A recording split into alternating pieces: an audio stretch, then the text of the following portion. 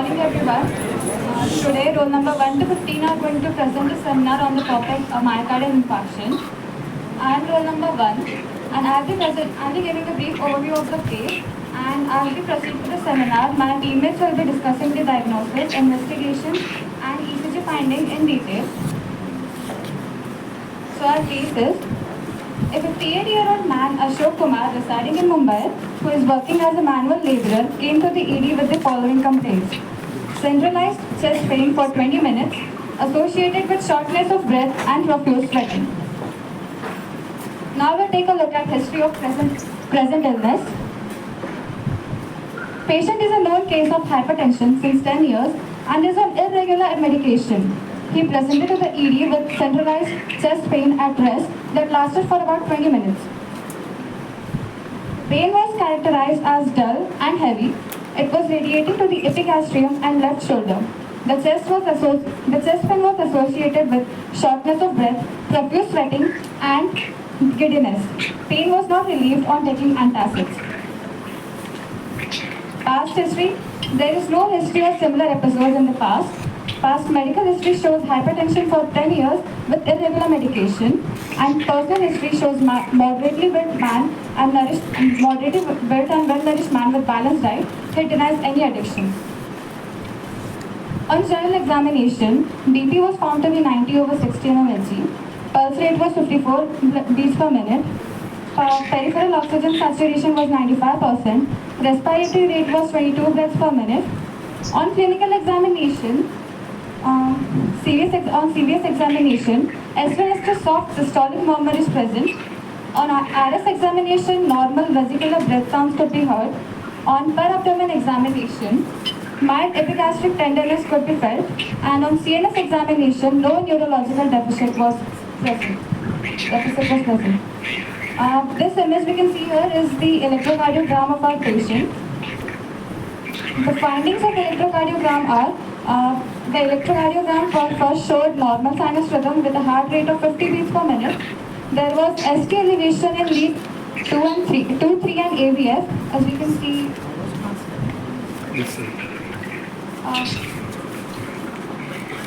Right here, this is ST elevation in lead 2 and 3 and AVF. And there was ST depression with T inversion in lead 1 and AVL. All these findings suggested a case of ST elevation myocardial infarction on the inferior wall. Pre-cath investigations were done and patient was taken to the cath lab immediately for angiography and angioplasty.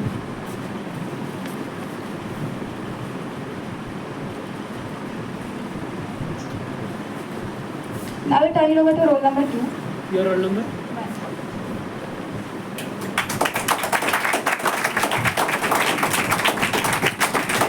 Hello, my name is Abhijit Gundala and I am roll number 2. So I will be covering gross anatomy of heart, surfaces, location and borders. So this is the diagram showing anatomy of gross anatomy of heart. We can see here there are two ventricles, two atria, and those are separated by interatrial groove, and ventricles are separated by interventricular groove. So and atrium and ventricle is separated by atrioventricular groove.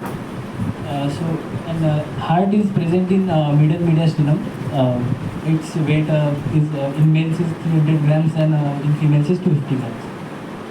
So location of the heart, middle mediastinum, and two-third of its surface lies to the left of the midline and 1/3 lies to the right of the midline. And heart extends from second to the fifth intercostal space. Here we can see in the diagram. Yes. This is the schematic diagram which compares with the heart. It shows a pyramid-like structure. It has base, apex, and anterior surface, left pulmonary surface, and right pulmonary surface. In this diagram, we can see the anterior and posterior view of the heart. So, in the anterior surface, that is also called as sternocostal surface, it is formed by right ventricle and some of the left ventricle. And posterior surface is formed by left ventricle. Posterior surface, that is also called as base, is formed by left atrium, and some of part of the right atrium.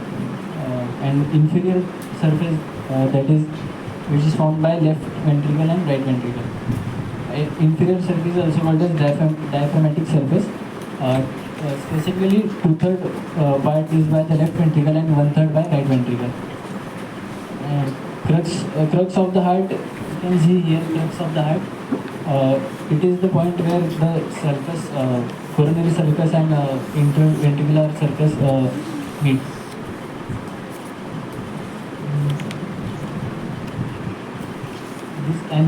Heart has four borders. Right border is formed by right atrium. You can see in the schematic, in this diagram you can see clearly. Right border is formed by right atrium. Inferior border is formed by left ventricle and right ventricle. Left border is formed by left ventricle and some part of the left atrium. And superior border is formed by right and left atrium and the great vessels. This table also helps in easy understanding of the parts. And its clinical relevance is that we can see the apex bit in the fifth intercostal space of the mid-clavicular line. And there is a condition called as dextrocardia, in which heart is exactly the mirror image in the normal person. So it is shifted to the right side. And in some cases like hypertrophy of heart, the apex bit is shifted from its position to some downside. Okay, now next topic will be covered by Abhishek.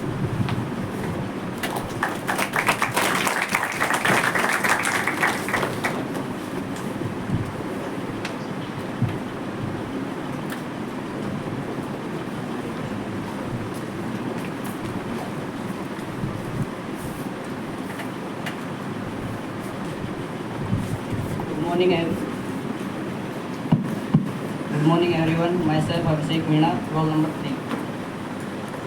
I am presenting external and internal features of right atrium. The right atrium is one of the four chambers and receives deoxygenated blood from the body through the inferior and posterior vena cava. Internally, it has several important anatomical features like first Christia terminalis, the muscular reed that runs vertically. ऐसा पकड़ो, ऐसा पकड़ो. Christia terminalis, the muscular reeds that runs vertically along the posterior wall, separates the smooth posterior wall sinus venerum from the rough anterior wall pectinate muscles. Second pectinate muscle, parallel reeds of myocardium in the anterior wall, more prominent in the right atrium compared to left atrium, and this help in contraction during atrial systole. Third is sinus venerum, smooth walled posterior part of right atrium, receives the opening of superior vena cava, inferior vena cava, and coronary sinus. Derived from sinus venosus embryologically. Fourth is opening of the superior and inferior vena cava located in the posterior wall, bring deoxygenated blood from the systemic circulation. Fifth is Eustachian wall of the inferior vena cava, a vestigial crescent shaped fold. In fetus, it directed oxidated blood through the foramen ovale to the left atrium. Sixth is opening of coronary sinus, receive blood from the heart-own venous system located between the inferior vena cava and the tricapsid wall, guarded by Eustachian wall of coronary sinus.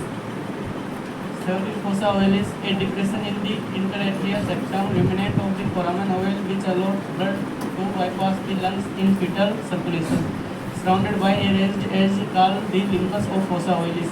Eighth is interatrial septum, the wall separating the right and left atria, contain the fossa ovalis. Ninth, right auricle atrium appendage, a muscular pouch extending from the atria, contains pectinate muscle, and the opening of the smallest cardiac vein, Eustachian veins, tiny opening that allows drainage of blood directly into the right atrium. This is a diagram in which we can see the four chambers of heart with their openings.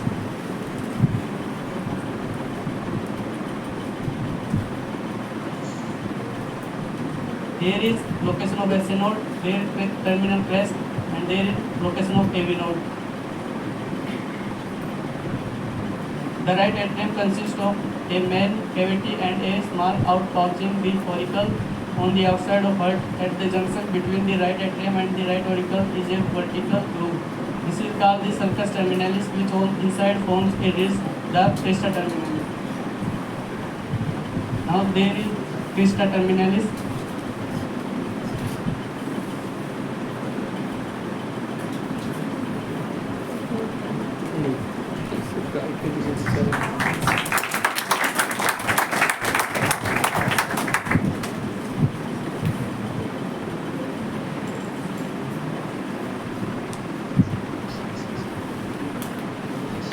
Good morning.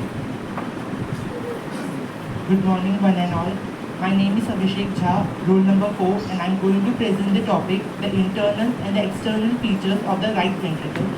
So, first of all, what is right ventricle? As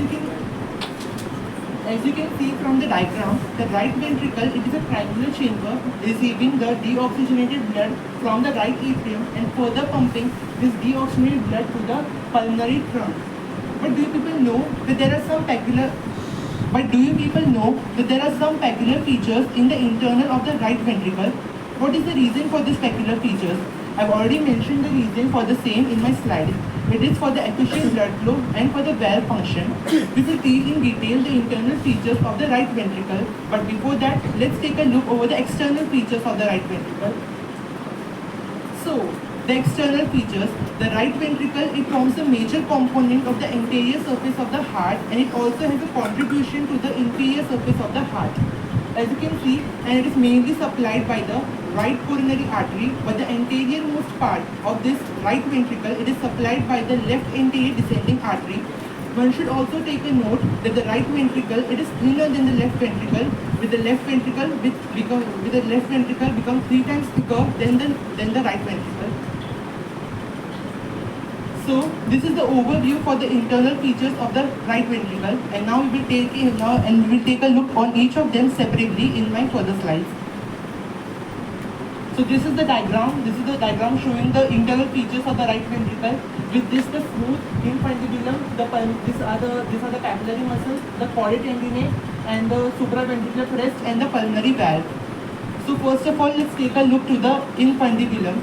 The infundibulum, it is a smooth wall outflow tract. It guides the blood to the pulmonary valve, and embryologically, it develops from the bulbus cordis, or more precisely, from the middle part of bulbus cordis, called as the anterior cordis. So, these are the papillary muscles. As you can see from the image, there are the 3 papillary muscles in the right ventricle. One is the anterior, the septal, and the posterior papillary muscles. These papillary muscles and the chordae tendineae, these are the fibrous cords, one end of which is attached to the papillary muscles and the other end is attached to the cusps of the valves. They are responsible, they prevent any valve prolapse during the contraction. After this, we will move to our next. So, this is the diagram, this is the image of it, this is a dissected image showing the anterior papillary muscles with the chordae tendineae and the cusps. And this is the schematic diagram. So now the next topic is the septomarginal trabeculae. The septomarginal trabeculae is a fibrous band extending from the septum to the anterior papillary muscles. It carries the right bundle branches and it prevents any kind of distension and also aids in conduction. And as you can see from the diagram, this is the horizontal, this is the fibrous band extending from the septum to the anterior papillary muscle, the trabecular carnea, septomarginal trabeculae. The same diagram with the dissected image. Now we'll take a look over the trabecular carnea. The trabecular carnea, they are the muscular ridges present in the internal of the right ventricle. They are of the type ridges, bridges, and the pillars. The pillars are the papillary muscles which I've already mentioned in my previous slides. They are basically responsible for preventing the suction that can impair the pumping action. This is the supraventricular crest. This is supraventricular crest, the muscular ridge which is responsible for separating the rough inflow tract from the smooth outflow tract. It is also an anatomical landmark in surgeries and imaging. And this is a diagram showing the supraventricular crest here.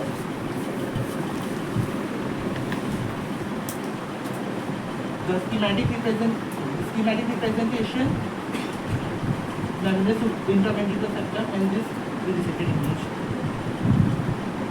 Now we will take a look over the tricuspid valve orifice.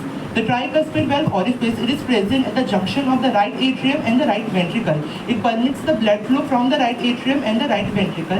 It is guarded by the valve which has the three cusps, that is the anterior, the posterior and the septal cusps. The function of this valve, it is facilitated by the chordae tendineae and the papillary muscles. And here, this is the tricuspid valve with the anterior, posterior and septal cusp. Is also seen in this diagram. Now to my last topic, that is the pulmonary valve. It is basically a seminal valve which is present at the junction of the right ventricle and the pulmonary trunk.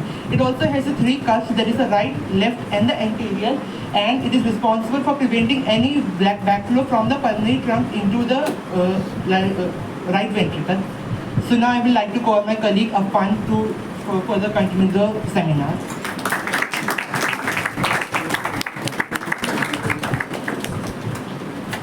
Good morning everyone. I am Afan Patel and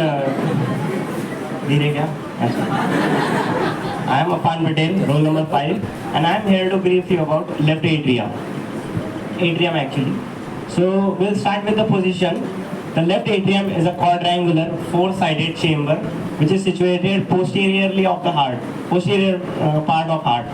It has an appendage, the left atrial appendage, which we commonly call the left auricle. It projects anteriorly and overlaps the infundibulum of right ventricle, the conus arteriosus. Now coming to the external features, left atrium forms the left 2/3 of part of base of heart, the greater part of upper border, and some parts of sternocostal surfaces and the left border. The left atrial appendage I discussed, it is a prominent finger-like or ear-shaped appendage which extends from the main body of left atrium. Now coming to the internal features, during development there is a wall of foramen ovale which prevents the passage of blood from left atrium to right atrium. It acts as a shunt, the foramen ovale. So there is a wall which has to be fused, but it does not fuse in some adults, leaving a pro-patent passage between the left and left atrium. So such patients are called as patent ductus arteriosus, which are in risk of stroke. Another feature is the interatrial septum, which is a part of anterior wall of left atrium. There is a thin depression in the septum, the foramen ovale, which is opposite to the floor of fossa ovalis in the right atrium. Now here is a dissection image. Pointer ain't working. PC pointer. Acha. This is the body of atrium, the fenestrated oval fossa of the right ventricle, the pulmonary venous component, the four pulmonary veins, which is the functional aspect of left atrium. The oxygenated blood gets deposited into it and pumps it down. This is the mouth of a left atrial appendage, the left auricle. So I'd like to invite my colleague Krishika to continue the topic.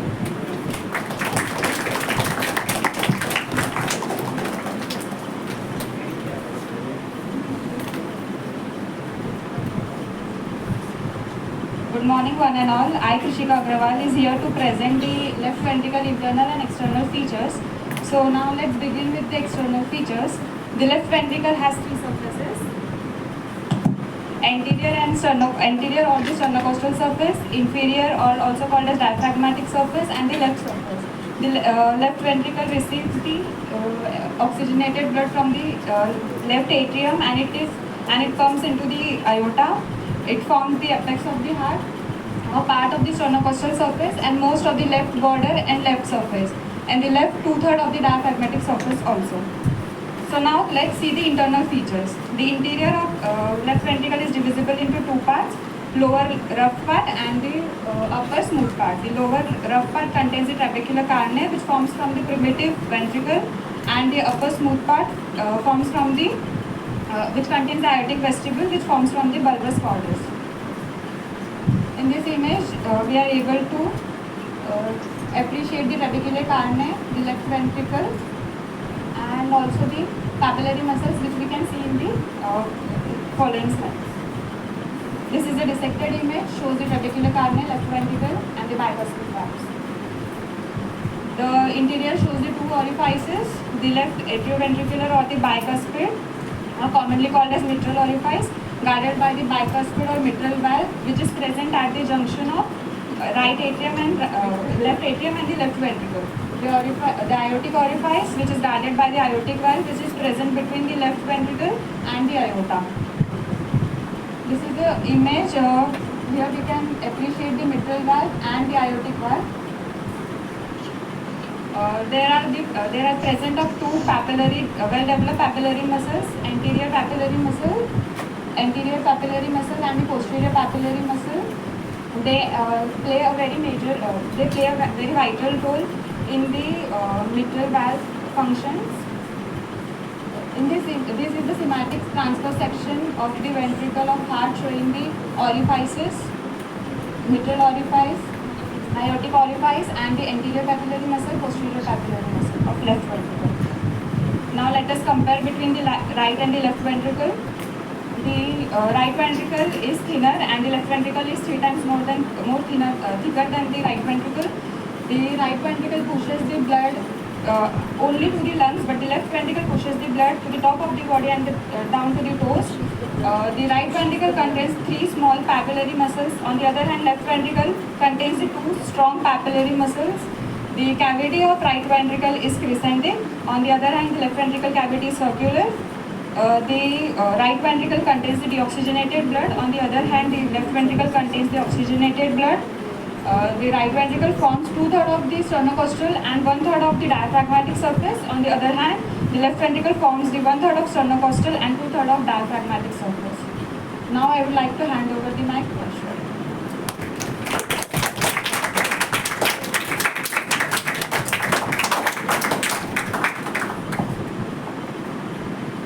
Thank you, Krishika. Now we will start with the coronary circulation. The heart, which pumps blood to entire body, should also be supplied with the blood. And coronary circulation is the circulation which provides blood to the heart. Coronary circulation is the network of arteries and veins that supplies blood to the heart muscle, that is myocardium, ensuring it receives the oxygen and nutrients it requires for its function.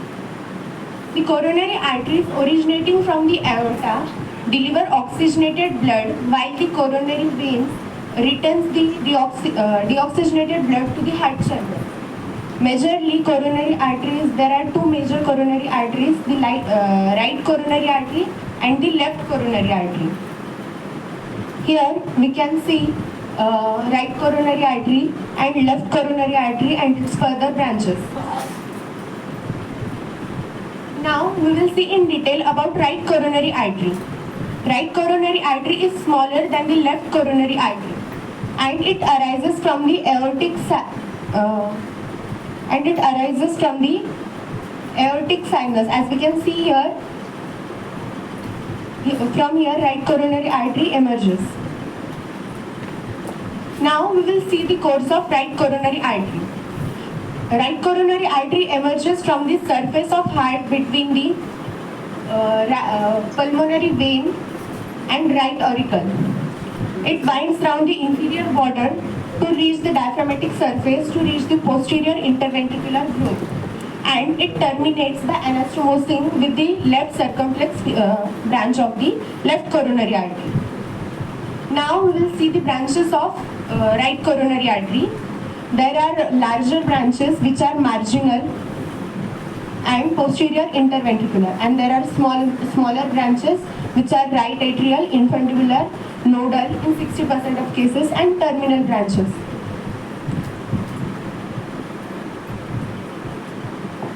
The area of distribution by right coronary arteries are right atrium, and in ventricles it supplies greater part of right ventricle except the area adjoining the anterior interventricular groove, and a small part of the left ventricle adjoining the posterior interventricular groove. Posterior 1/3 part of the interventricular septum is also supplied by the right coronary artery. Whole of the conducting system of the heart except a part of left branch of AV bundle is also supplied. and the SA node is supplied by left coronary arteries in 40% of cases. As we can see here, right coronary artery supplies right atrium and right ventricle, whereas its branch right marginal artery supplies the right ventricle and apex. Now we will see left coronary artery. Left coronary artery is larger than the right coronary artery, and it arises from the posterior aortic sinus. And its courses its run forward and to the left and emerges between pulmonary trunk and left auricle. Anterior interventricular branch is given, and further continuation of left coronary artery is called circumflex artery after giving of the anterior interventricular artery. It runs into the left anterior coronary sulcus and binds round the left border. And it terminates by anastomosing with the right coronary artery. Branches of left coronary arteries are, there are majorly two branches. First is anterior interventricular artery and left circumflex artery. Anterior interventricular artery runs in anterior interventricular groove, whereas left circumflex artery runs in left interventricular groove. Branches of anterior interventricular arteries are anterior ventricular, diagonal, left conus and septal, whereas branches of left circumflex arteries are ventricular, atrial, SA nodal artery in 40% of cases, left marginal artery and posterior interventricular artery in 10 to 20% cases. As we can see here, branches, this is the right coronary artery which emerges from the aorta, and it gives two branches, right marginal, this one, and from left coronary artery we can see circumflex artery and left anterior descending artery. This is the dissected image in which left coronary arteries branches into left marginal and anterior interventricular artery, which is also called as left anterior descending artery. Area of distribution of left coronary artery is left atrium, ventricles, greater part of the left ventricle except the area adjoining the posterior interventricular group because it is supplied by the right coronary artery.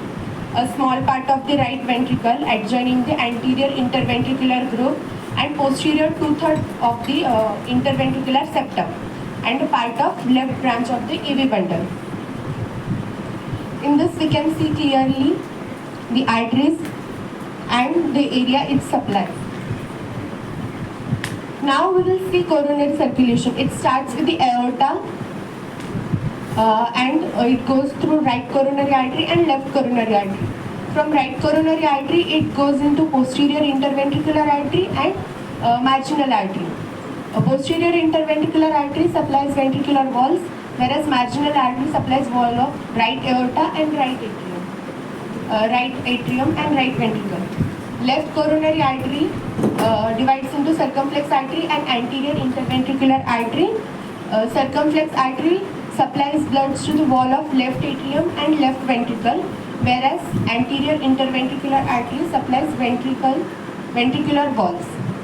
And then it drains the deoxygenated blood into cardiac vein and then into coronary sinus and again into right atrium. This is how coronary circulation takes place. Now this is the angiograph of the gram of the heart highlighting the coronary arteries. This one is the right coronary artery. This one is the left coronary artery dividing into left circumflex artery and anterior interventricular artery. Thank you.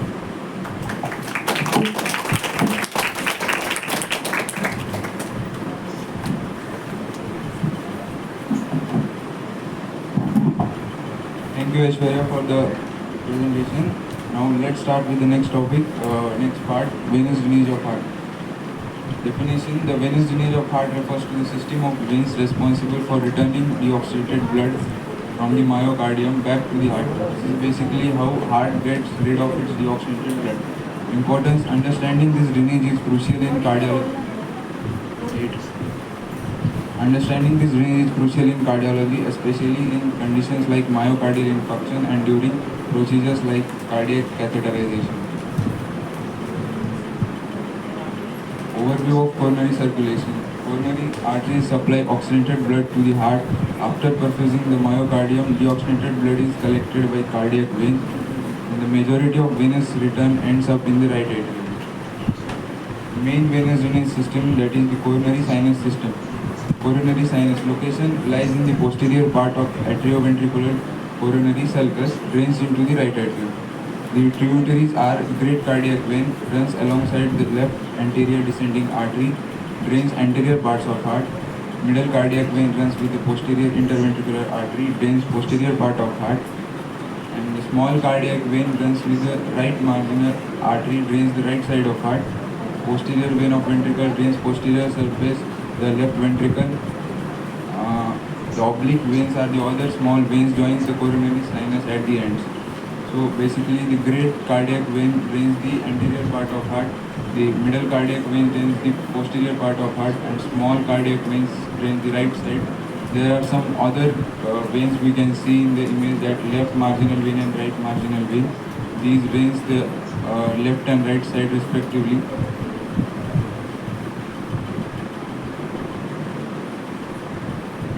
Now I like to call my colleague Amay.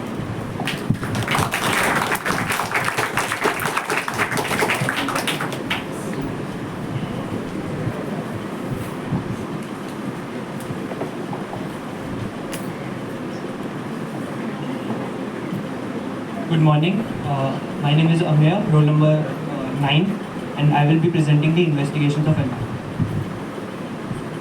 Timely investigation is essential for diagnosis and treatment.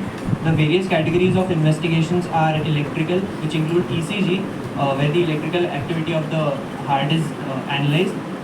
Then there are structural investigations, where the structure of the affected tissue is seen. Example, echocardiography and angiogram. Then there are biochemical or blood tests. For example, in pre-catheterization tests, we check the complete blood count, and also we check for cardiac biomarkers. And also other pre-procedural evaluations also are also done. ECG. ECG is the only test of which we are going to study, which can be done readily. It provides immediate insight into myocardial ischemia or infarction. Key ischemic changes include ST segment elevation or depression. In ST segment elevation, STEMI, that is ST elevation MI is observed, and in N STEMI, that is non-ST elevation MI, ST depression is seen. Other changes include T wave inversion and also pathological Q waves. This helps in localizing the affected area of the myocardial tissue based on the lead changes. Here we can see ST elevation. ST wave is elevated. In STEMI, ST elevation is seen along with pathological Q wave and also T wave inversion. Again, in NSTEMI, ST wave depression is observed. Chest leads. What are the chest leads that we place? The chest leads are from V1 to V6 and provide a horizontal view of the heart. Here's the image. You can see V1 is present at the fourth intercostal space at the right sternal border. V2 is at the same level but at the left sternal border. V3 is midway between V2 and V4. V4, V5, V6 are at the same level.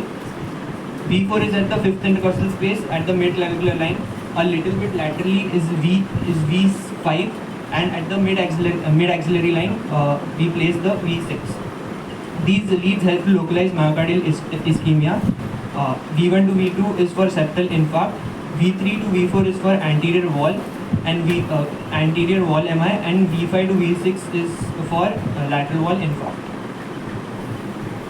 Echocardiography. Echocardiography is a cardiac ultrasound that gives real-time images of the heart. In ischemia, it reveals regional wall motion abnormalities, decreased left ventricular function, that is ejection fraction, ventricular aneurysms where the area of the heart is weakened, valve malfunctions, and pericardial effusion where the pericardial sac gets filled with fluid. Here we can see we saw the dissection images previously. Now we can see the echocardiogram. You can correlate the diagrams with the echocardiogram. Here we can see the left ventricle, the right ventricle, left ventricle, mitral valve, aortic valve, and also the right ventricle. Here we can see the right ventricle, left ventricle, and the other two atriums along with the valves. Blood tests, cardiac biomarkers. Blood markers are released during myocardial injury and they help confirm diagnosis. Acute coronary syndrome includes unstable angina and myocardial infarction. In unstable angina, there is no elevation of biomarkers and diagnosis is made by a typical clinical representation. In myocardial infarction, due to prolonged ischemia, there is necrosis and death of the portion of myocardium, which leads to elevated biomarkers. The biomarkers that we observe are CK-MB, trope I and trope T, LDH, that is lactate dehydrogenase, and hard-type fatty acid binding protein. Pre-cath investigations. They are conducted to assess the patient's overall health and to prepare for angiographic procedures. It is important to evaluate for potential risks such as contrast-induced nephropathy, which is when a patient has existing kidney disease. It can manifest in the patient due to the contrast that we use for visualizing the coronary arteries. These tests ensure baseline parameters and are within acceptable limits. They help customize pre-procedural management, example hydration and anticoagulation. In hematological and biochemical pre-cath tests, we see the CBC, in which hemoglobin, WBC and platelets are seen. Also bleeding time, clotting time is checked, which helps in assessing the bleeding, diathesis or coagulation disorders. And also LFTs are checked. In LFTs, we evaluate AST, ALT, bilirubin and albumin levels. It is important for patients on anticoagulants or antiplatelets metabolized by the liver. Metabolic pre-cath test, RFT is checked, blood glucose profile is checked, and also serum cholesterol profile. In RFT, urine and creatinine levels are seen. Impaired function increases risk of contrast nephropathy as explained earlier. In blood glucose profile, you all know random fasting and postprandial.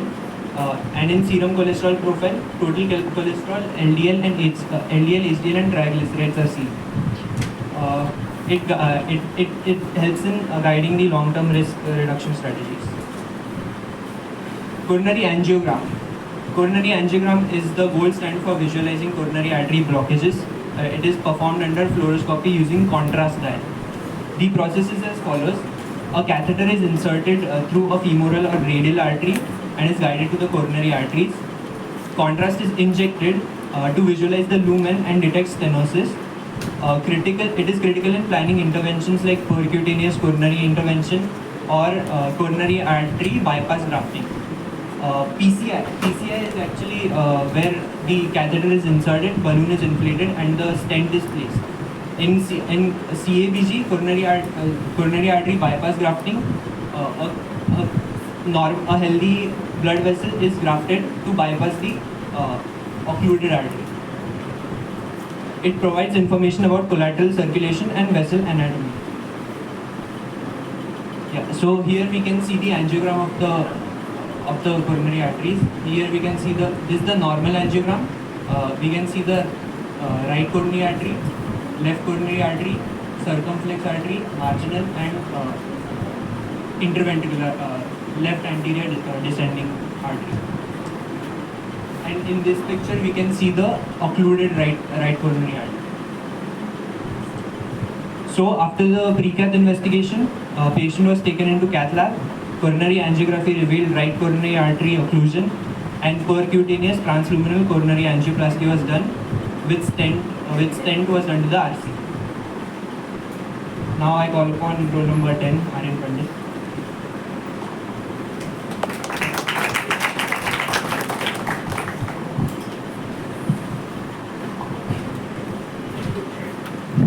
Good morning everyone. Myself Aryan Pandit, roll number 10, and I will be presenting the topic ECG and its normal findings. So what is ECG? ECG is basically a graphical representation of electrical activity due to depolarization and repolarization of the myocardium. And these events are linked to different anatomical structure like atria, ventricles and conduction paths. And by ECG, we can detect different myocardial conditions like arrhythmia, ischemia and etc. Now, normal ECG waves and intervals. So in this diagram, you can see different waves and intervals. So the P wave represents atrial depolarization and the QRS complex represents ventricular depolarization and T wave represents ventricular repolarization. And the PR interval shows atrial to ventricular conduction, and the ST segment shows start of repolarization, and QT interval ventricular depolarization and repolarization. Next, heart rhythm. So to know that the heart rhythm is regular or not, you have to see the RR interval regularity and look for the P wave before every QRS complex. So in this different electrocardiogram graph, the first rhythm is regular, which is also known as normal sinus rhythm, and in second it is irregularly irregular, which can be found in atrial fibrillation, and in third it is regularly irregular, which can be found in second degree heart block type 2. Next, heart rate. Heart rate is beating of heart per minute, and its normal value is 60 to 100 beats per minute. If it is less than 60, it is known as bradycardia, and if it is more than 100, it is known as tachycardia. So does anybody know the conditions which lead to bradycardia or tachycardia? Yes, Mr. Balke, you are looking confident.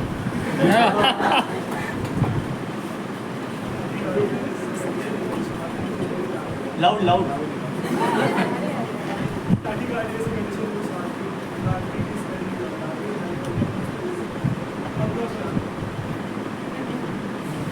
And bradycardia? Yes, Aryan, you tell.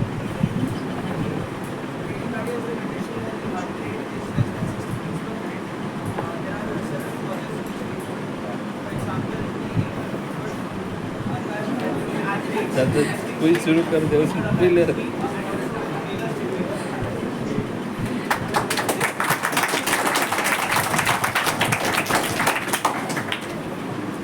So by ECG we can also calculate the heart rate. If the rhythm is regular, it can be calculated by the large box method. You have to calculate the large boxes between the RR interval and divide 300 by the number of boxes. But if the rhythm is irregular, you have to calculate the number of R waves in 6-second strip and multiply it by 10. So next, cardiac axis. Cardiac axis is the overall direction of the electrical depolarization of the heart, and it can be determined using limb leads 1, 2, 3, AVF and AVF. Its normal value is minus 30 degree to plus 90 degree, and it is of two types, left axis deviation and right axis deviation. If the lead one is positive and AVF is negative, it is left axis deviation, which can be seen in left ventricular hypertrophy, and its opposite is right axis deviation, which can be seen in right ventricular hypertrophy. This is the normal ECG graph. Thank you.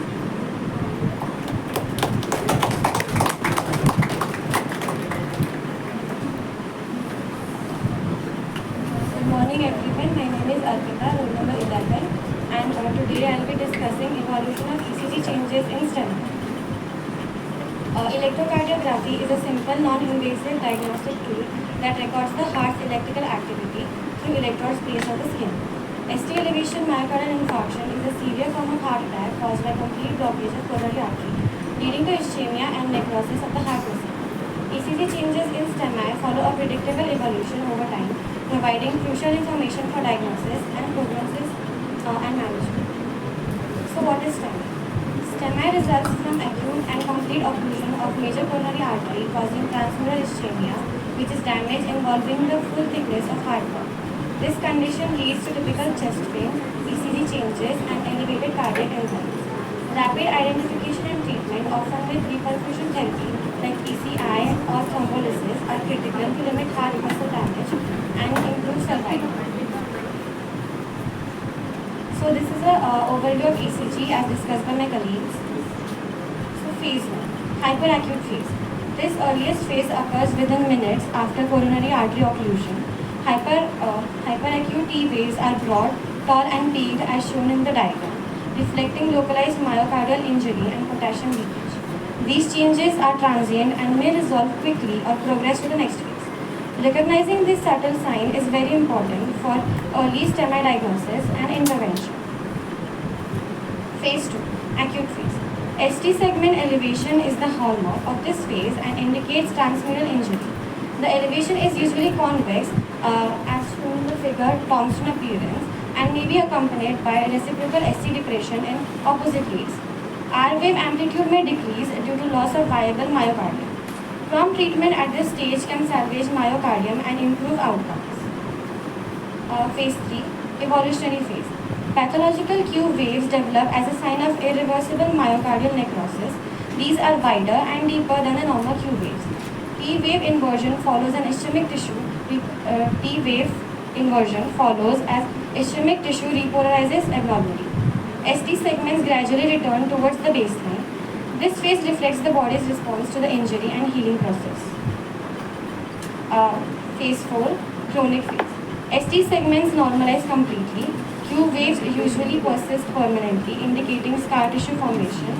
T waves may remain inverted for weeks, 2 months, or normalize depending on recovery. This ECG pattern is useful to identify a past myocardial infarction and assess chronic heart damage. So to conclude this topic, ECG changes in STEMI follows a classic sequence. Hyperacute T wave changes indicating early ischemia. Second, ST segment elevation signaling ongoing myocardial injury. Third, development of pathological Q waves and T wave inversion marking infarction. Fourth, chronic changes indicating healed infarction with residual scars. Understanding this progression is vital for timely diagnosis, management, and predicting the patient's prognosis. Early ECG interpretations combined with clinical findings ensure prompt reperfusion therapy, reducing mortality and morbidity in STEMI patients. Thank you. Now I would like to hand over the mic to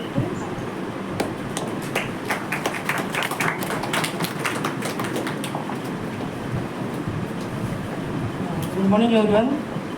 Myself Aryan Padi. Today I am going to present Roll number? Roll number 12. Biochemical markers.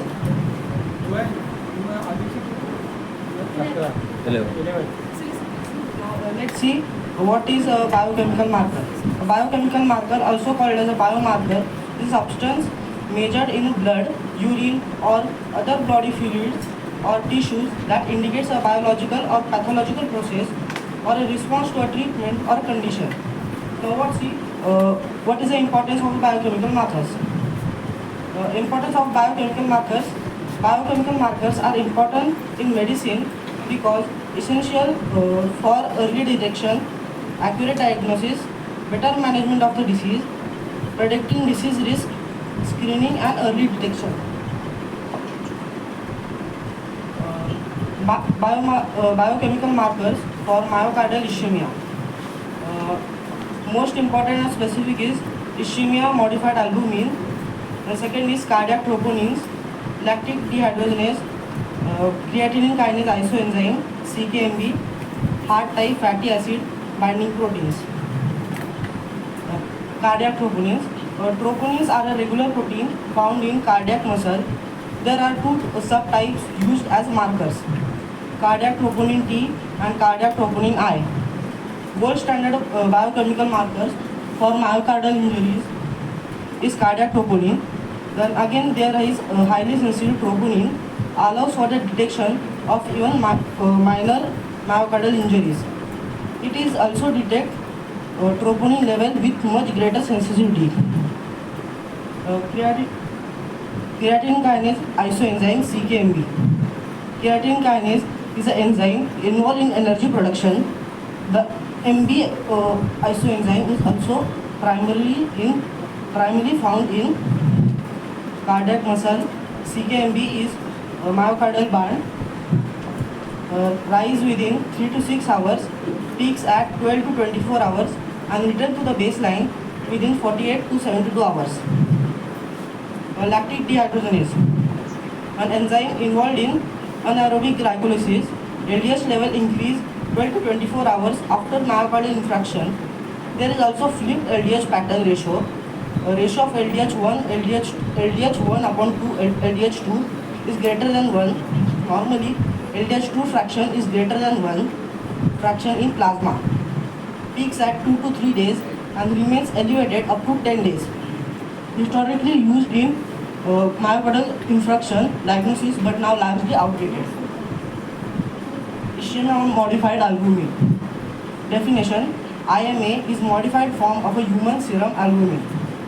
IMA is a sensitive early marker for myocardial ischemia. It is formed due to oxidative stress induced modification of albumin. Kinetics. Here are biochemical markers and time to initial elevation. Myoglobin is 1 to 4 hours. Then CKMB is 4 to 8 hours. And cardiac troponin I is 3 to 12 hours. And also same cardiac troponin P is also 3 to 12 hours. There is a new biochemical marker recently found, heart type fatty acid binding proteins, recently imaged as a potential biomarker, sensitive for early diagnosis of acute myocardial infarction, HFABP as early marker, and cardiac troponin I as late marker would be the ideal combination to recover the diagnostic view of acute myocardial infarction. Thank you.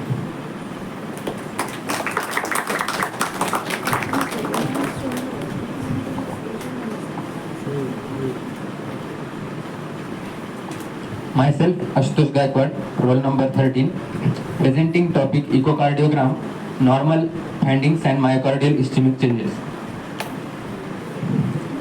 Echocardiogram is a non-invasive technique of ultrasound of the heart. As Ame has already explained what is echocardiogram and its basics, it helps in assessing the structure, function and blood flow of the heart. We will differentiate normal echo findings from changes seen in myocardial ischemia. What is normal echocardiogram? We will see under the subheadings. Chamber size has normal dimensions of heart. Wall motion is symmetrical and coordinated. Ejection fraction is nearly 50 to 70%. Ejection fraction is the amount of blood ejected each contraction by left ventricle. Valves have normal movement, no regurgitation or stenosis. Pericardium has no effusion. Color Doppler shows normal blood flow pattern. As we can see in radiographic images, the wall thickenings and wall thickenings are observed in echocardiogram to assess the structure. We can see different views of in echocardiography. There are 4 different views: parasternal long axis, parasternal short axis. In these parasternal axis, only ventricles are assessed in radiography, while in subcostal 4-chamber view and apical chamber view, we can assess the all 4 chambers of the heart. Echo findings in myocardial ischemia. Wall motion abnormalities. It shows hypokinesia, akinesia or dyskinesia. Akinesia is complete absent of movement of heart wall, and hypokinesia or dyskinesia is decreased or abnormal movement of heart walls. Regional wall motion defects correspond to affected coronary artery territory. Ejection fraction is oftenly reduced less than 50%, which leads to condition of diastolic dysfunction. Stress echo changes, regional wall motion abnormality induced by exertion or dopamine. This is a conclusive table showing the difference between normal echocardiogram and myocardial ischemic changes. Wall motion is normal and coordinated in normal echocardiogram, while myocardial ischemia shows regional wall motion abnormality, hypokinesia, akinesia. Ejection fraction is 55 to 70% in normal and reduced in myocardial ischemia. Valve function is normal in normal echocardiogram, and it may be normal or abnormal in ischemic changes. Stress response has no changes in normal echocardiogram. Induced wall motion defect is observed in ischemic changes, and chamber size is normal in normal echocardiogram, while it may dilate in chronic ischemic changes. Thank you.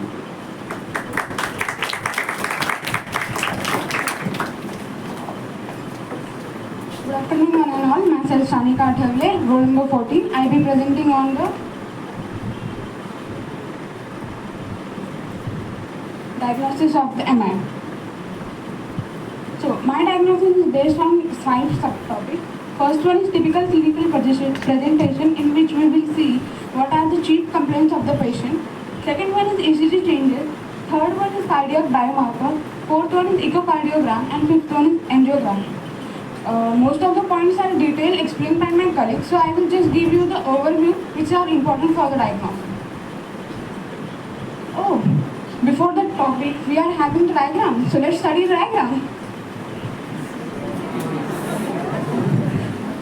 As we can see in the diagram, the pain is centrally located retrosternal and left side, which is only in the case of myocardial ischemia.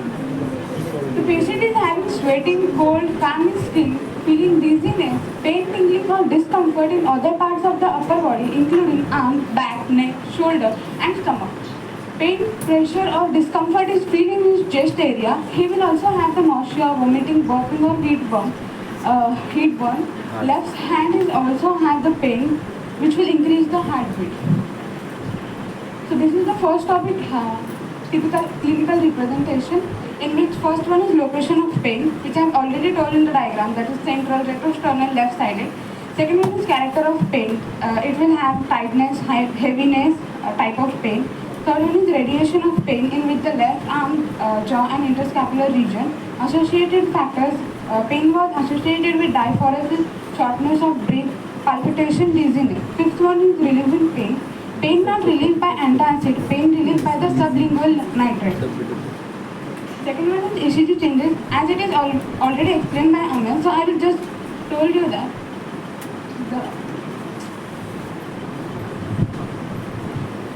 the only important point is in this is ST elevation in lead 2, 3 and AVF is done, as we can see in lead 2 and 3 AVF, and ST depression with T innervation in lead 1 AVL, suggesting the case of myocardial ischemia on inferior wall.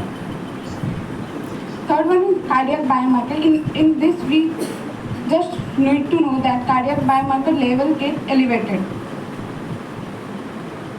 Fourth one is echocardiogram, in which regional wall motion abnormalities is happen because of hypokinetic inferior wall, as right coronary artery is occluded.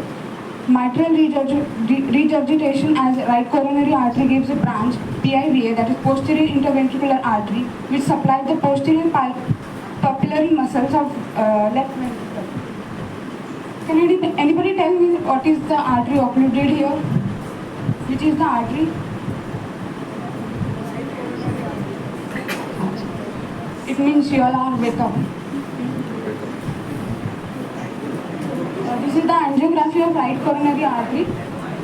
The conclusions are, after pre-cath investigation, patient was taken into the cath lab. Coronary angiography revealed right coronary artery occlusion, percutaneous transluminal coronary angioplasty, which stent was done with right coronary artery. This image represents before and after angioplasty or stent placement. This was all from my part. I would like to call Vanshika for the treatment.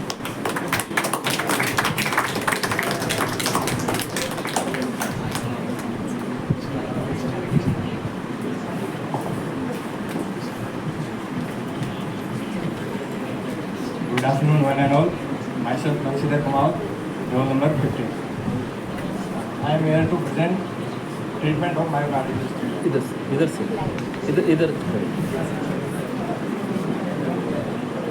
Our main treatment goals are to improve blood flow to the heart,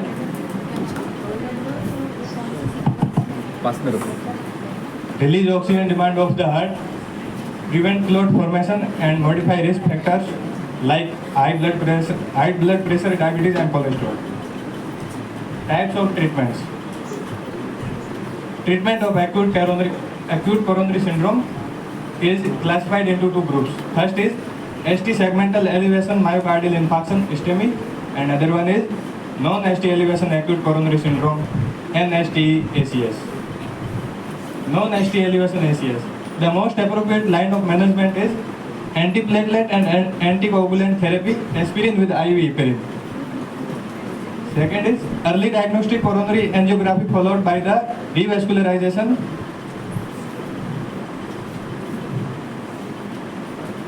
Fibrinolytic therapy is not indicated. Treatment of ST elevation MI. The immediate intervention of STEMI is primarily percutaneous intervention, door to balloon time.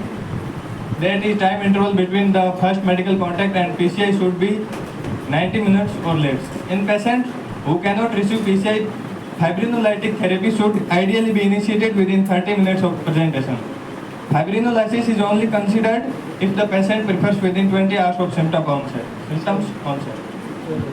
The fibrinolytic agents used to STEMI are tissue plasminogen factor, streptokinase is given in a dose of 1.5 billion in IV or 1 hour. Tenecteplase, most fibrin specific and given as a single bolus dose. Retiplase, altiplase has the shorted half-life. Other medications used are nitrates, which is open up blood vessels, and its example are nitroglycine. Beta blockers slow the heart, reduce oxygen demand. Calcium channel blockers, which relax arteries. Antiplatelets, its example is aspirin, and it prevents clots formation. Statins are cholesterol lowering agents, and high intensity statins are given irrespective of cholesterol levels. Atorvastatin 40 to 80 mg per day, and rosuvastatin is 20 to 40 mg per day. And other is surgical method of treatments. First is percutaneous transluminal coronary angioplasty and stenting. Balloon used to open the blocked artery and stent placed to keep it open.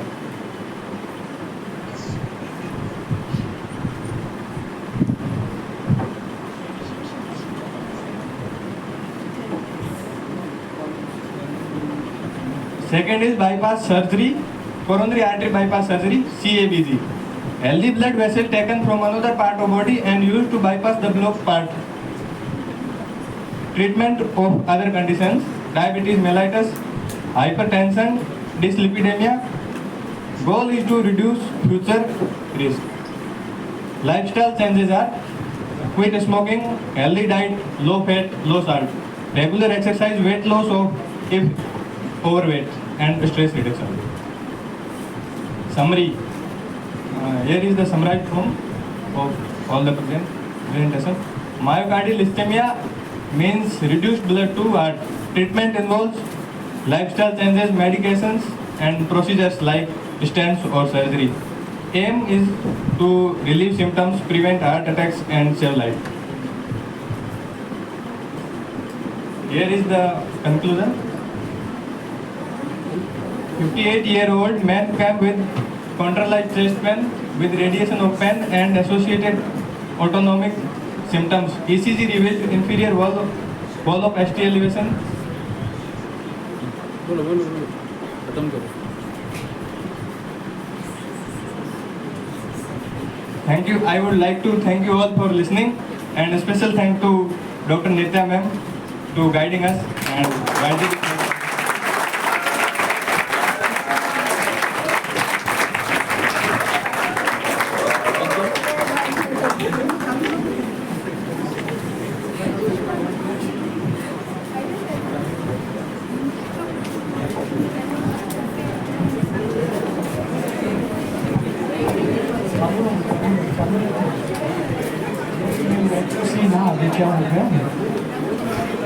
So, before I call upon the staff members, I would ask any one of the students would like to, share how the experience was, preparation, and yes.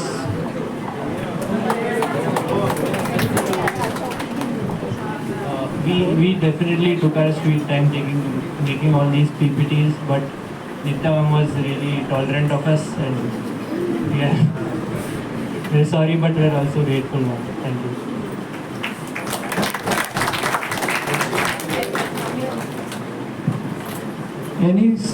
Before I call any staff member, I would like Nitya to speak on how was the whole experience.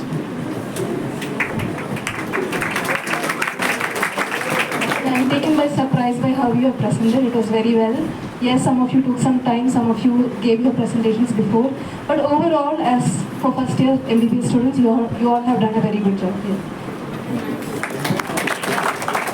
Anybody wants to speak? Go on something. So, the whole presentation was excellent. Please have a round of applause for them. Here it was written lifestyle modification and all, everything is good. Last slide किसने present किया? But one thing that affects the heart is mind. It affects the heart the most. Okay, and so it's not always that somebody is fit and fine and he will not get a heart attack.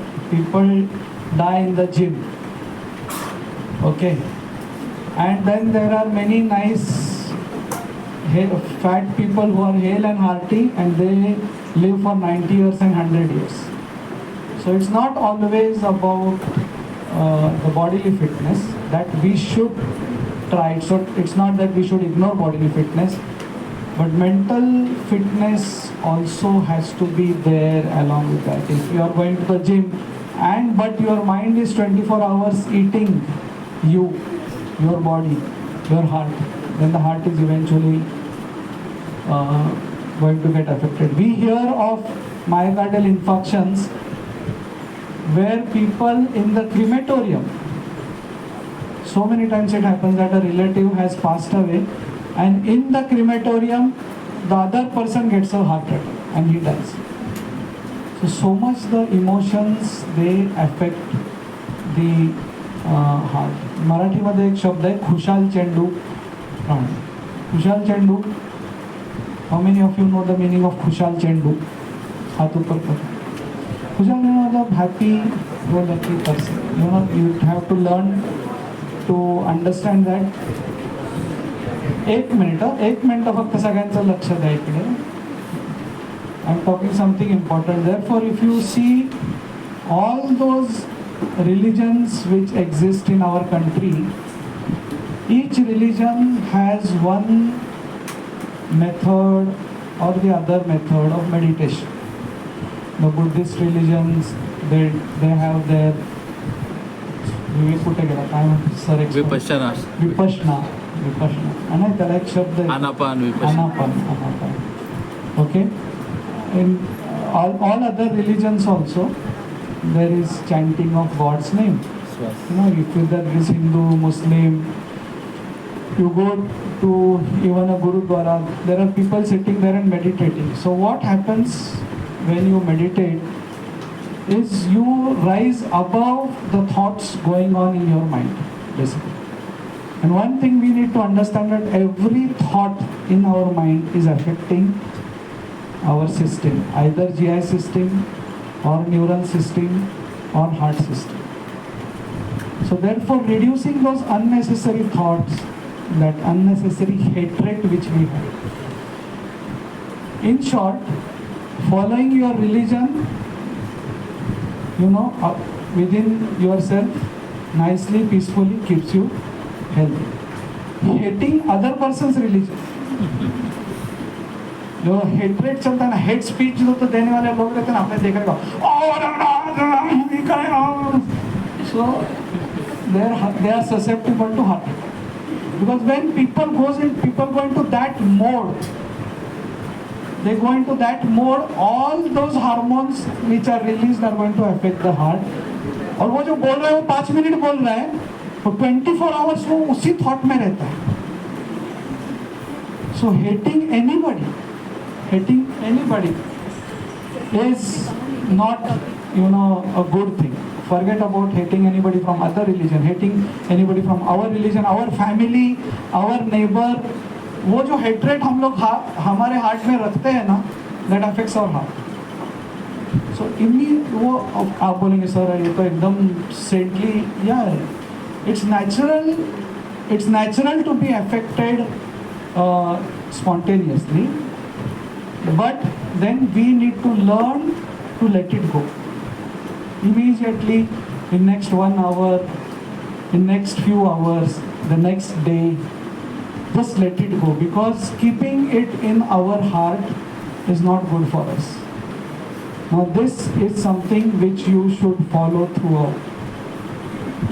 Even before your vivas and in your vivas, you must have seen वो आप bone पकड़ते हुए, हाँ?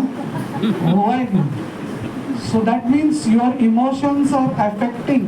That time आपका heart rate देखा ना, वो 100 plus रहता है. Many times students, they reach the casualty with palpitations one day before they go. So what we need to practice throughout the year is keeping ourselves calm. Okay, after doing our hard work, जो होगा वो ठीक है. Whatever result is there, we need to accept it.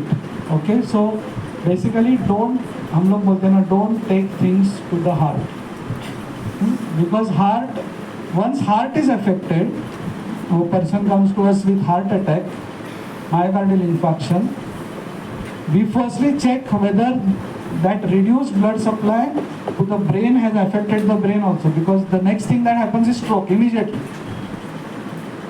So much big price we are paying just because we cannot control our emotions, and we have not practiced controlling the emotions.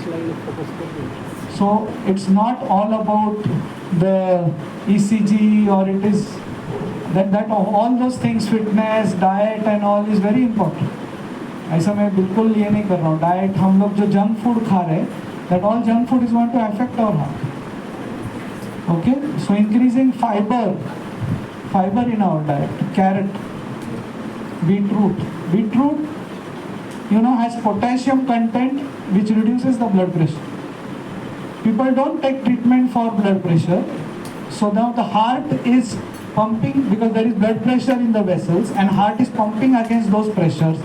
So what is happening is the heart itself comes under pressure and susceptible to myocarditis. So all such things, have their major contributing factors are there. It's not that somebody with just fat or obese will get a heart attack. Okay, so it's lifestyle, it's mind, it's our diet and exercise. And coming to the last point, I have told this before also, any muscle which keeps on contracting increases in size. आप dumbbell लेके ऐसे gym में करोगे, आपका biceps बढ़ जाएगा. Heart from your birth has been contracting, so it also increases in size, but its perfusion does not increase unless you make an effort and that do some cardiac exercise.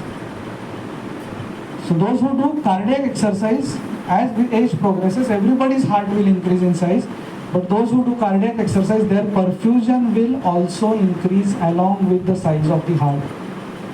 That is one reason we get heart attacks nowadays. We see cases 40+% getting a heart attack because his heart has increased, perfusion has not. So we all have to make some effort to increase the perfusion of the heart, and one of the effort is climbing the stairs and not using the lift of college building. Okay, thank you so much.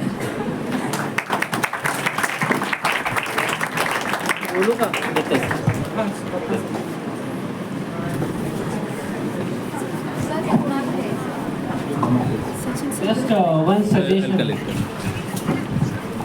Whenever you are using the abbreviations, be careful. यहाँ पे क्या है? ED. So I was afraid. I was not knowing the long form of ED here.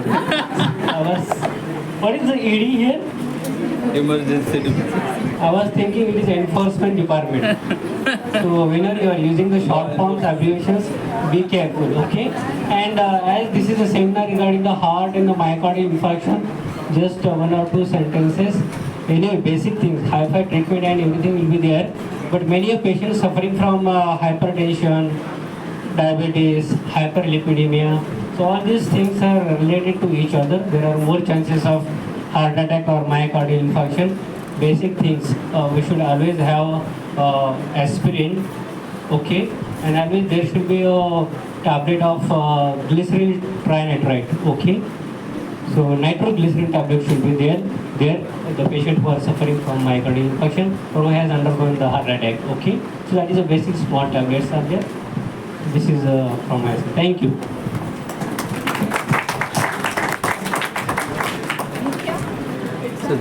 Sir, Mark.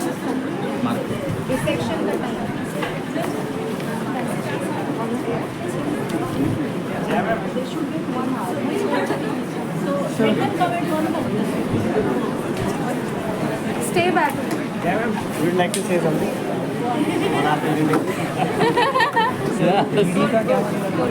Enforcement directorate ने क्या वो झाड़ मारतात ते पैसा कमाने के पैसा तुमने ये किया है कि वो